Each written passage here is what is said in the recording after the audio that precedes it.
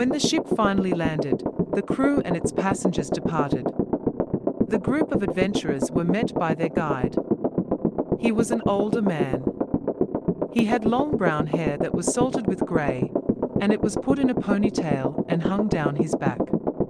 A scythe hung on his back, and you could see its blade standing tall over his shoulder on the right side of his head. The butt to his crossbow stuck up on the left side of his head, and looking at him from the front side you could only see the butt of the weapon. He wore a green scarf over a grey tunic, which only went down to the bottom of his chest. His clothes consisted of skin-tight leather pants and shirt without sleeves. He also had a pair of gauntlets made of leather on both arms. Both held secure with wrapped leather strips.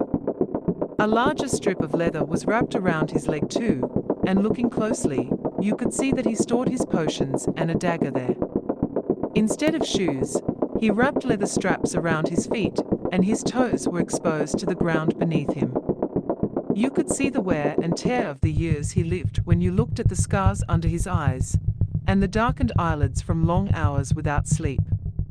This man definitely had many years of experience behind him. He approached the adventurers and introduced himself. "Welcome, I am Maldith.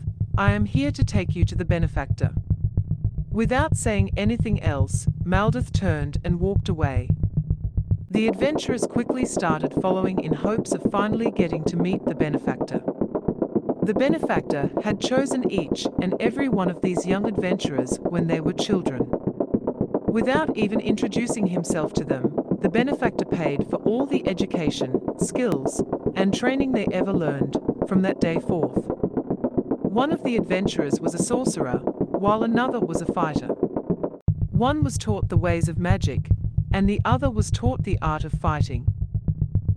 All of this was paid for by the Benefactor, on the terms that each student would repay the Benefactor at the end of his or her training. The day had come though, they finally got to meet this man who did so much for their future.